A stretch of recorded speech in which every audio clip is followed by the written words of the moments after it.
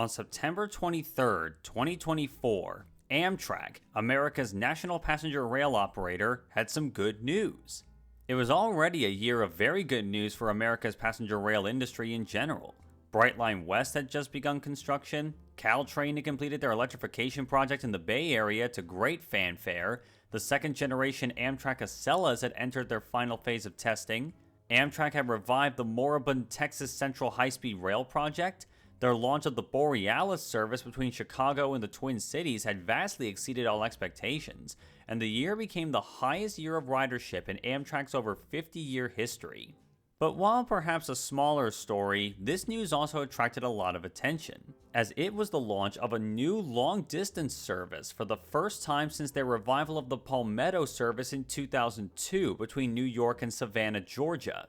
This new train was also to bring back an old name from Amtrak's past as well, the Floridian, as it would serve a route from Chicago to Miami. While a new train service, especially a new long-distance service, is always an exciting prospect, one look at the map of the route would point out that there was something odd about it. Instead of a more direct route south and east from Chicago to Florida, the route instead would head east out of Chicago, stopping in Cleveland and Pittsburgh and eventually reaching Washington, D.C., before then making a beeline south to Florida. So, why would the service be run like this? Freight railroads being jerks? State governments playing their hand? Well, actually no, it's a lot more practical than that. This new route is in fact not new at all. What it is taking two separate routes, the Capital Limited from Chicago to Washington, D.C., and the Silver Star from New York to Miami, and combining them together into one train and deleting the New York to D.C. segment of the Silver Star, which could be handled by its sister train, the Silver Meteor. While there are certainly people out there who now enjoy the idea of a Chicago to Florida service and the idea of services linking the intermediate cities, like for instance a journey between Cleveland and Charlotte being achievable on a single train with this arrangement, this is but the tip of the iceberg of one of the most important problems with Amtrak that I hear almost no discussion of in the main discourse about passenger rail in the US. And it's one that must be looked at going forward for so many factors, such as the high ticket prices passengers face, the lack of train service expansion, and even the age-old question of why is my train late? So, hop on board if you can find room, because as it stands right now, Amtrak is running out of trains. Literally.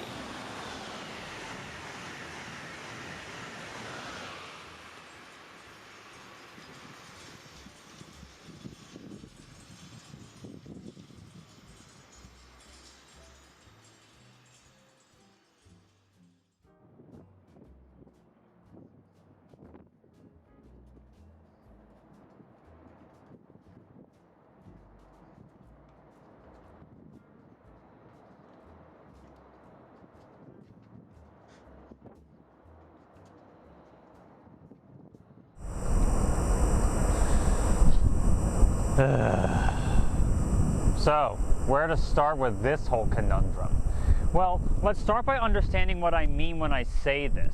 I mean, Amtrak's been running the same trains that they have for quite a while, right? Well, yeah, that's the problem. If you were paying attention at the start of the video, you recall me saying that Amtrak is now seeing the highest ridership it has ever seen in its over 50-year existence. And that's great!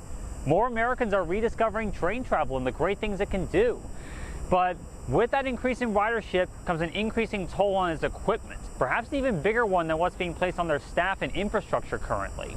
And it's a lot bigger and deeper than you may at first think. It's not just the recent fiasco with the Horizon cars being taken out of service due to corrosion issues. But firstly, I think it's good to understand what we have to work with here and how we got here to begin with. When Amtrak was first established in 1970 and began operations in 1971, its rolling stock was a true hodgepodge of equipment handed over to the company by the private railroad companies that ran passenger trains previously to this. There were many reasons for the companies to hand over their equipment to Amtrak, from competition with cars and planes, which is the thing that everybody talks about, to the outdated regulations and the government's direct control of fares and freight rates based on standards that hadn't really changed much since the 1880s by that point and effectively strangled their ability to respond to that competition. But ultimately, Amtrak was to be the operator of last resort to keep passenger trains running in the US. When it did ultimately begin, it didn't even have the time to introduce a common paint scheme for its fleet, with its opening day being marked with a slapped-together repaint of a locomotive from Penn Central into a makeshift Amtrak livery. This initial period in the early to mid-70s would thus come to be known as the Rainbow Era due to the differing colors of all the different cars from the old railroad companies. But fairly quickly, as it was made clear that Amtrak was not going to bite the dust in 4 years as some people initially thought, and service improvements in the company's new strongholds of the Northeast and Midwest were planned out, new rolling stock was to be the primary way of improving the image of Amtrak and of train travel in general on both daytime intercity and overnight sleeper train services. For the long-distance trains, the old coaches, which by this point dated back to the 1940s and 50s, were to be replaced by the first generation of the now iconic Superliner cars built by the Pullman Standard Company and introduced into service beginning in 1975, being essentially an evolution of the Budd-built high-level cars built for the Santa Fe Railroad in the 1950s. The Superliners were, and still are, very successful, and have seen numerous rebuilds over the years, and were joined by the Superliner 2 cars built by Bombardier in the 1990s. However, even by the 90s, many long-distance routes on the East Coast were still running by then 40 to 50-year-old equipment in spite of this, simply due to the fact that the tall design of the double-deck Superliners made them unable to fit through the East River, Hudson River, and Baltimore and Potomac tunnels on the Northeast Corridor. To remedy this issue, Amtrak ordered the first batch of the single-level Viewliner cars designed by Budd but built by Morrison Knudsen, first delivered in 1988, with the Viewliner 2s following them up in the 2010s, built by Spanish manufacturer CAF. This would thoroughly modernize sleeping car services across the country. But as one could probably tell, it was a slow process to do so, and took decades to fully realize its current standing, which is something that also holds true for their intercity cars on their daytime services. To replace the old intercity stock they inherited originally, by the mid-70s, Amtrak was starting to acquire the first of what many would reasonably argue to be their strongest workhorse, the Amfleet cars. Built by Budd and based on the body shell of the controversial Metroliner high-speed trains, the Amfleets took the most positively received aspect of the Metroliners, their superb comfort, and brought them to the locomotive-hauled trains that eventually replaced the Metroliners and many more services. A large batch of nearly 500 Amfleet 1 cars were built and delivered in the 1970s, with 150 Amfleet 2 cars being delivered in the early 80s. The former being made for daytime intercity services, while the latter were built for longer distance services, eventually being paired with Viewliners on East Coast sleeper trains like the Crescent, Silver Meteor, and the aforementioned Floridian, along with non-sleeper long-distance trains like the Pennsylvanian and the Palmetto. These were eventually joined by another batch of intercity coaches in the form of the Horizon cars built by Bombardier in the late 80s and early 90s. And these in turn are starting to see replacements in the form of new cars that I'll discuss later on in the video. All of these coaches became pretty ubiquitous and can be seen running trains on many different services in many different parts of the country, something that also held true for the locomotives for a long time as well. When it came to the diesel and electric locomotives that they inherited, they were pretty much all due for replacement within years of Amtrak's inception. After a few failed forays with several 6-axle diesel and electric locomotive types, 2 of which had an unfortunate habit of derailing themselves, as well as doing this.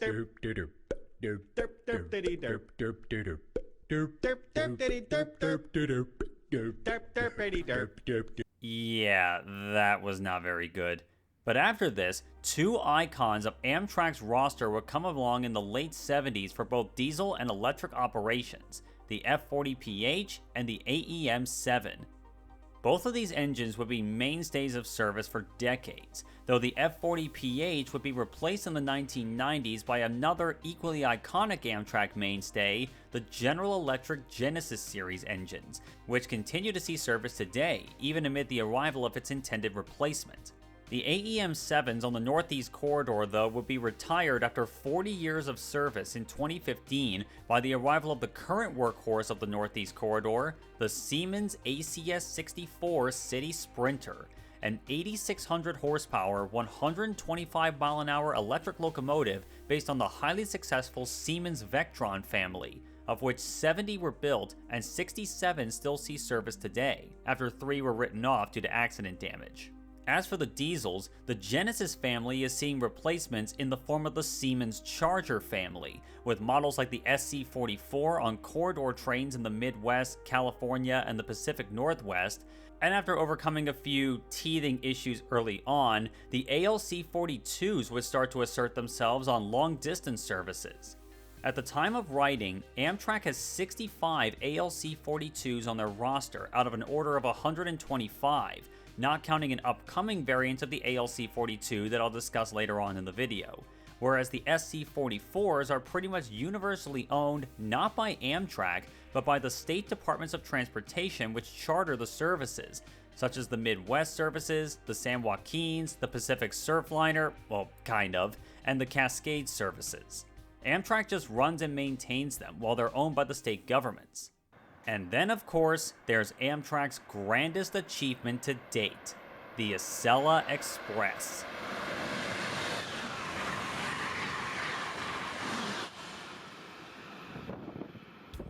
The flagship trains of the Northeast Corridor, the current fastest trains in all of North America, Amtrak's most profitable service by far, and a true service and marketing coup de grace, the Acela high-speed train sets were introduced onto the Northeast Corridor between Washington, New York, and Boston in 2000, coinciding with the completion of the electrification project from New Haven to Boston.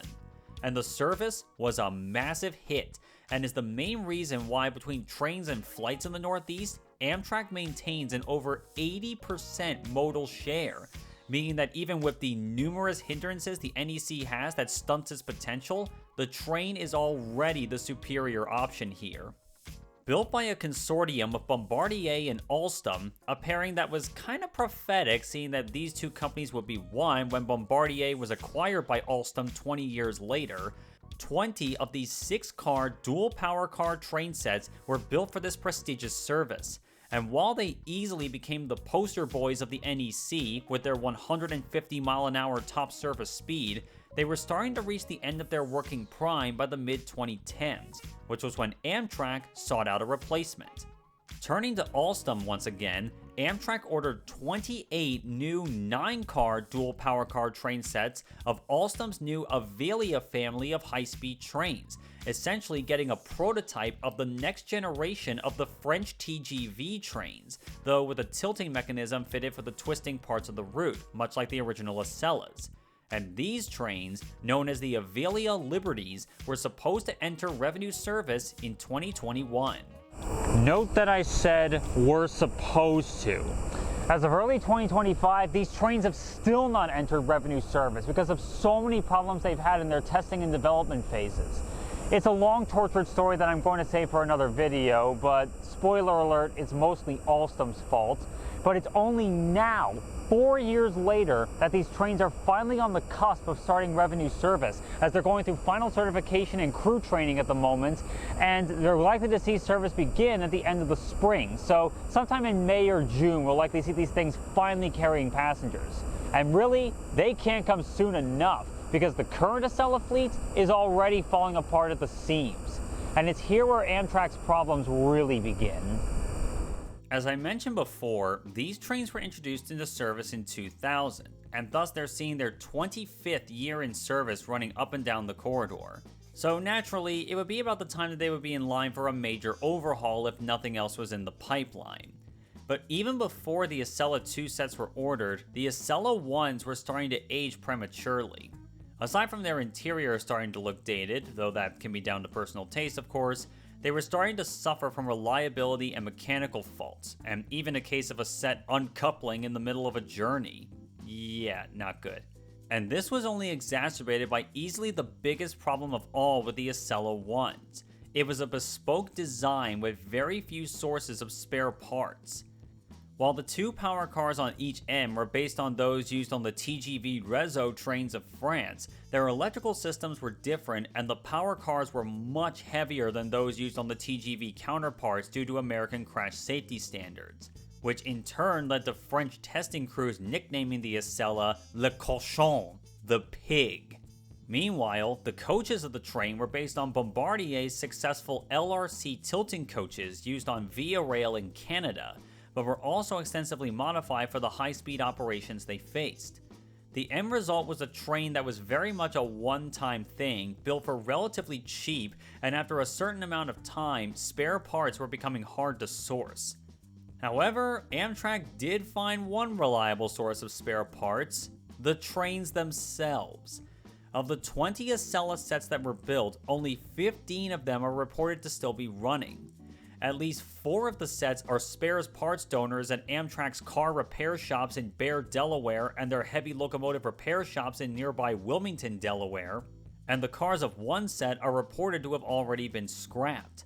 But even with the parts being obtained, the Acelas are still having issues as of late, to the point that, according to a friend of mine who works for Amtrak's maintenance department, 2 Acela sets were withdrawn for an overhaul 2 weeks before Thanksgiving so that they would be completely fresh and guaranteed to be issue-free for the big Thanksgiving rush.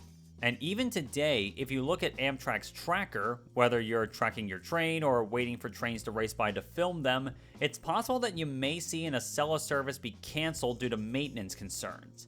Thankfully, this is likely to happen before the service sets off on its journey 9 times out of 10, and the Acela still maintain a reliability rate of about 90%, which is better than the airline industry in that regard, but it's really showing how dire the situation is becoming for them.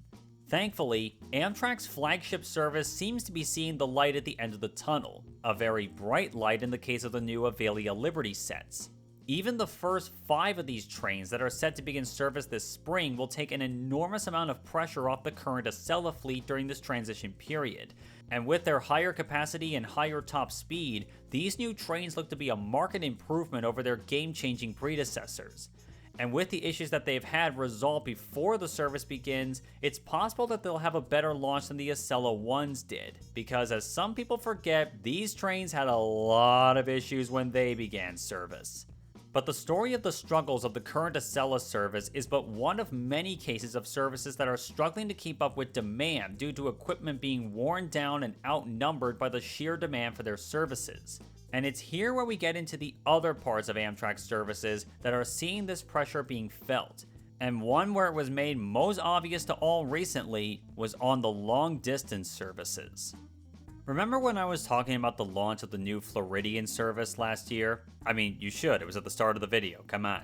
Well, that was done for 2 main reasons, and neither of them were directly related to having a train service between Chicago and Miami for the first time since 1979.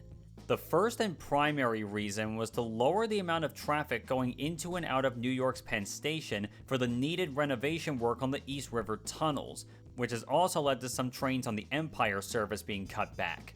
But the most evident factor is the equipment that the 2 previous trains used, with the Silver Star being made up of Ampli 2s and Viewliners, and the Capital Limited using Superliners.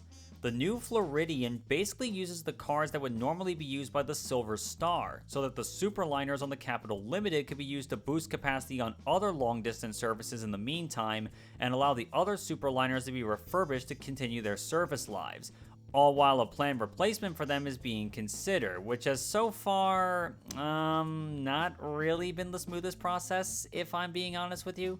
While it's been made clear that this is indeed a temporary service that will last a few years while the East River Tunnel projects are complete and is currently not seen as the biggest area of concern, it's still something that goes to show what sort of impact these equipment shortages can have on services. And this is something that holds true on the corridor services outside of the Northeast as well, with some of them coming up with a novel solution that more states are starting to embrace. In several regions, including the Midwest, California, North Carolina, and the Pacific Northwest, there has been a trend since the 1990s of state departments of transportation purchasing equipment for the train services themselves while handing them over to Amtrak to operate and maintain them. While some, such as the cars and locomotives used on the very successful Piedmont service in North Carolina, are as old, if not older, than the rest of Amtrak's roster, especially their coaches, and many routes in these areas still see demand being put on them that forces some trains, like the Borealis and the Illini, to run with Horizons and even Superliners on corridor trains. Some of these pieces of rolling stock are new and are seeing more additions in the coming years, such as the Siemens SC44 Charger locomotives and, more importantly, the Siemens Venture passenger cars operating on Amtrak's Midwest corridor trains owned by the Illinois DOT in a joint order with Missouri, Wisconsin, and Michigan, along with those on the San Joaquin service in California owned by Caltrans, and soon they'll be replacing aging Talgo train sets on the Cascade services owned by Washington and Oregon's DOTs. And the latter two are also dabbling in something that has been used to increase the number of services on a given route without needing more trains, and that is the cab control car. To explain how these are a big benefit, let's talk about what happens when a train ends its journey on the Northeast Corridor, whether it be in Washington, New York, or Boston. When a locomotive-hauled Northeast Regional train pulls into the terminal and the passengers disembark, the train then needs to get turned around. And depending on the station in question, the train would need to be turned around on a wide track or a turning loop near the maintenance yard, a move that is rarely ever done faster than 15 miles per hour. And in the scenario of a station like Washington Union Station, the train would need a second locomotive to be sent to pick up the train and move it so that the original engine could be sent to the yard. Even in the better examples, for example with yards like Sunnyside Yard in New York or Southampton Yard in Boston, where there is a loop line to turn trains around, you still have to get there slowly in the middle of traffic before you can do that, and get the train turned around, cleaned, and restocked for its next run. And let me also point out that by using a Northeast Regional as an example, that's the best case scenario, because the ACS 64 locomotives they use have cabs on both ends, so you then don't have to take the extra step in some cases of sending the locomotive to a turntable to get it turned around and coupled back to the train properly, like with the single-ended diesel locomotives. As you could probably guess, all of this takes a lot of extra time and effort to get a train turned around, despite the honing up this craft over time. And to make matters worse, if the train involved arrives from its previous run with a significant delay, as can happen, this turnaround time can result in the train leaving later than the scheduled time as well, meaning that the train is delayed even before it starts its journey. And with few if any train sets available to fill in due to the shortage of passenger cars and locomotives at needed locations, it's difficult to really make up for that by simply adding another train to the mix. Thankfully, there is a way to circumvent most of these problems, and that's with a cab control car. This is another vehicle, usually a passenger car, or on Amtrak sometimes a depowered locomotive, that is coupled to the other end of the train and is used as a cab at the other end. So the engineer theoretically doesn't have to shunt the train to the yard at all to get it ready for its next run, and circumventing all this nonsense. Not only does this make life easier for the staff, but this style of operation, known as push-pull, saves a lot of time, and could even facilitate extra runs being added to the timetable for a service for a comparatively less extra cost of ordering more trains. So you may be asking, why doesn't Amtrak do this? Well, they do. They just don't have enough cab cars to do it on every train. Yet. The most famous example of a cab car that Amtrak uses are the Metroliner cars, which are exactly that. They're cars from the failed Bud Metroliner high-speed train project from the 60s that were the basis of the Amfleet cars that they're almost always paired with, but they're stripped of their running gear and put to work as control cars on the other ends of trains. Their most common application is on the Keystone service between New York, Philadelphia, and Harrisburg, and on the Hartford line between New Haven, Connecticut, and Springfield, Massachusetts. But the problem of why they haven't been used as much elsewhere is simply because Amtrak only has 15 of them, and being around 60 years old, they, like the Acelas, are starting to suffer from reliability faults, which is seeing their numbers slowly whittled down, to the point that Amtrak has more recently taken old locomotives, mostly F40PHs, but also seeing retired GE Genesis engines and even the HHP-8 electric locomotives used for this conversion, though the latter are having their own reliability problems that are preventing them from being used at the time of writing. So, with most of their cab cars being roughshod conversions, and in some cases they can't even fit through the tunnels on the Northeast Corridor in the case of the F40PH conversions, Amtrak has had to resort to an alternative to the cab car to increase frequencies on the Northeast regional services. That being, just add another locomotive to the other end of the train. Yes, really. This style of operation, erroneously called push-pull in a lot of cases, but is actually known as top and tailing, is a fairly common way of doing things in other parts of the world.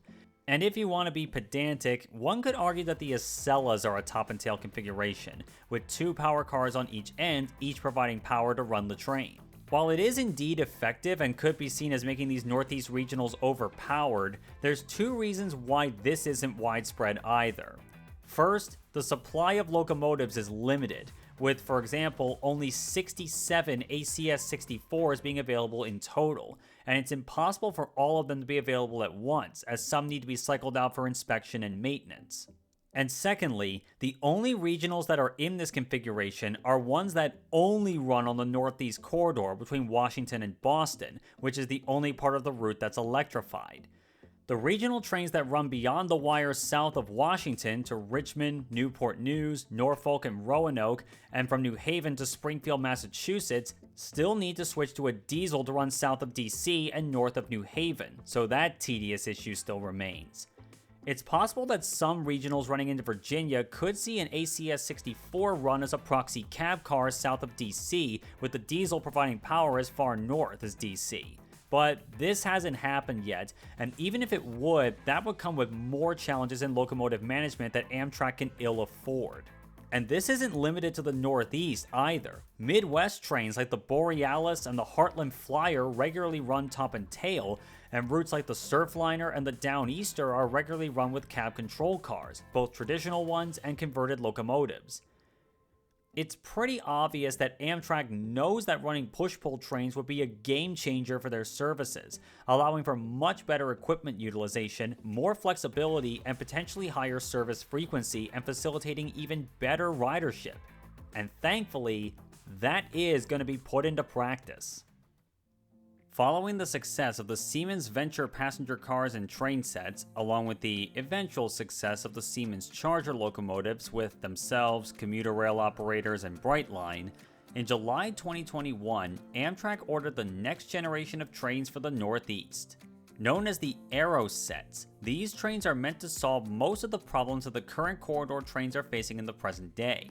Based largely on the Austrian Railways Railjet trains, one of the most successful train designs in Europe, these trains are push-pull sets with a locomotive on one end and a cab control passenger car on the other end, which resolves the cab car shortage for the most part, and most importantly, these trains are dual power mode train sets. The locomotives on these train sets will be a special variant of the Siemens Charger family, known as the ALC-42E. This locomotive is capable of running with a traditional diesel engine, but also running from electric power. In total, 32 8-car train sets will be delivered and put to work on the Northeast regional trains, including the ones to Virginia and Springfield, Massachusetts, along with 26 6-car train sets that will replace current Amfleet stock on the Keystone Service, Hartford Line, Carolinian, Pennsylvanian, Valley Flyer, Vermonter, and possibly even the Downeaster, all of which will have a pantograph to collect power from the overhead wires mounted on top of the first passenger car, which is not the weirdest arrangement ever. It's been done before, but it's still kind of funny to me. The odd one out, though, is the third variant of the train, which are again a fleet of 17 6-car train sets for the Empire Service, Ethan Allen Express, Maple Leaf, and Adirondack trains, which instead of having a pantograph for electric power, or even apparently being able to use the third rail electric power that those routes already have from New York Penn Station to Croton Harmon, they'll apparently have the first portion of the lead passenger car condemned to house a big bank of batteries to power the trains out of Penn Station. Even though Siemens is making third rail variants of the Chargers already for Metro North. Yeah, I don't get it either. And I've heard some rumbling that Amtrak may drop this aspect of them and instead have them run on third rail, but I'd have to wait and see. These new trains are currently under construction at Siemens' North American manufacturing plant in Floridian, California, near Sacramento, and they're currently building a new factory in Lexington, North Carolina, particularly for this very large order of equipment, which will go on to replace all equipment on corridor trains on the Northeast Corridor. Psych! Yeah, even when all these trains come online, which is projected to be between 2027 and 2031 for the whole batch, demand for these services is still so high that it's possible we'll still see certain services run with ACS 64's top and tailing trains of Amfleet cars on the corridor even after all these trains come along, alongside those that will continue to find steady work on the long-distance trains as well. That just goes to show just how high demand is for Amtrak services on these routes in general, as evidenced by packed trains at high prices, trains double the length of standard sets during big holiday rushes, state governments chomping at the bit to get new routes set up nationwide and improve current ones, and increasing discussion in the public discourse that getting a train service back to the places that they live in would be a key way of reviving economies. It's known that Amtrak is still committed to achieving double the current nationwide ridership on its network by 2040, and it's evident that they're a firm believer in the principle of induced demand, since it consistently works for them. You create more capacity by way of more services and higher frequencies, more people will ride it, and usually at lower costs. It's been proven for decades that this is why highways and airports are constantly used, and it's also true with railroads as well. Hence why these memes exist to get that point across. The bar in many places has just been set so unbelievably low that investment in what a lot of places elsewhere would be considered basic improvements would easily boost the viability of a passenger rail service. There's definitely a lot of other improvements that would need to be made on a route-by-route basis, but when it comes to the rolling stock needed to run the trains, it's telling of the situation that with this comparatively big equipment order delivered by the end of the decade, it's possible that it won't be enough to displace aging equipment from the services that these trains will take over from, let alone free them up for other services being planned and expanded on. And you can forget about them being wholesale retired in a lot of instances. It really is a symptom of how little has been invested in rail transport over the last 60-odd years that this new order, while indeed very useful, will be nowhere near enough to usher in a full nationwide refresh of equipment. And it's also endemic of just how few trains that Amtrak actually has to run the services that they're obliged to. And for the sake of comparison, I want to take a moment to compare it to equipment orders for intercity and high-speed rolling stock in Germany for their national rail operator Deutsche Bahn and its intercity rail division, and one could argue their Amtrak equivalent, DB Fernwerker. Whereas Amtrak operates over 300 services using something on the order of 100 individual train sets of all types, from the Acela train sets to Amfleets to sleeper trains, DB Fernwerker currently operates even more train sets of just one type of their high-speed trains they run, the ICE 4 sets. That's right, the entire Amtrak nationwide fleet is outnumbered by one type of high-speed intercity trains used on Deutsche Bahn. And it's not like the ICE 4s drastically outnumber the other type of ICE trains, like the ICE 3s, ICE 3 Neos, and ICE Ts. No, not him. I meant the train. Ah, there we go. Dankeschön. I mean, they got plenty of those too. And that's not counting the modern non-high-speed intercity trains, sleeper trains, and services using legacy equipment just in the service of DB Fernwerker. And for DB Regio, their commuter and regional rail division, forget it. The Germans vastly outnumber the Yankees in terms of rolling stock there too. And that's for a country with a quarter of the US's population and actually pretty equivalent distances between major metro areas in a lot of cases.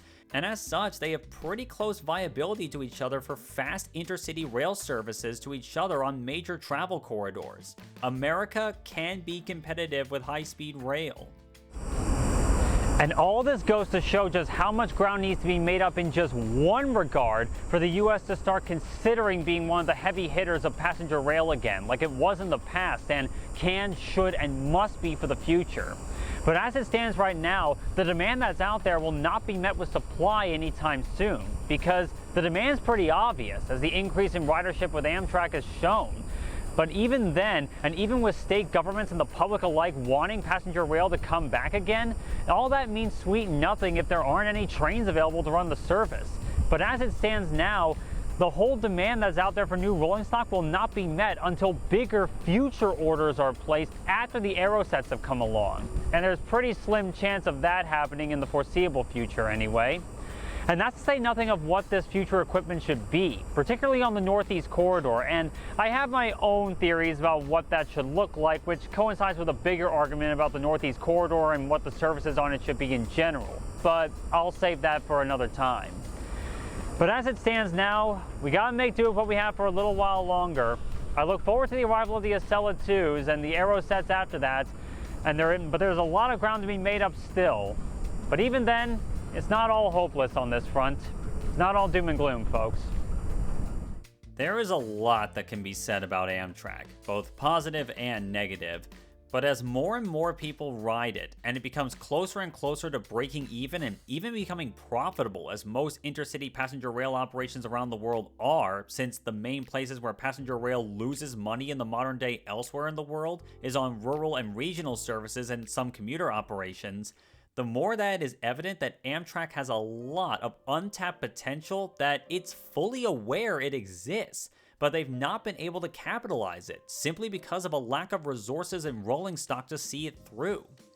And for a while now, Amtrak has been fighting tooth and nail to get every train it can running to carry those people who want to ride it.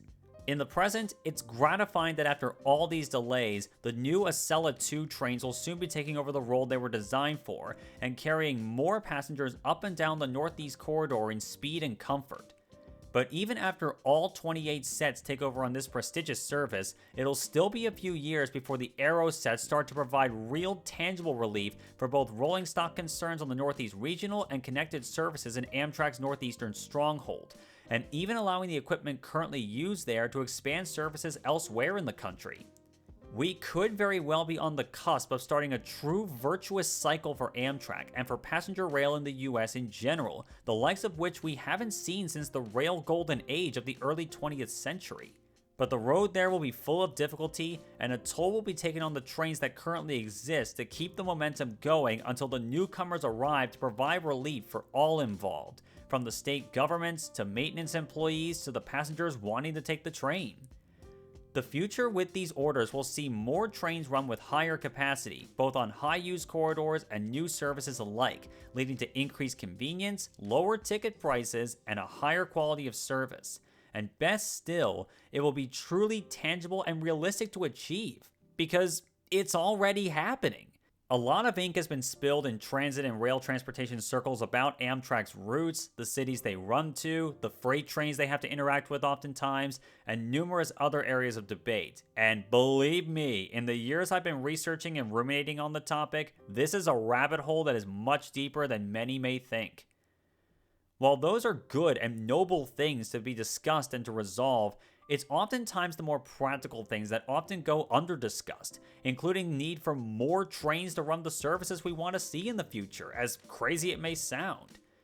Amtrak knows this, and they're making some good moves to get the trains of the future that are needed for the critical expansion of their services. And it's possible that the relief they bring will truly see rail travel expand to a critical point that Amtrak can become what it always should be: a dependable, modern, and forward-thinking way to travel for Americans, and an indispensable asset for the present and the future of how we get around.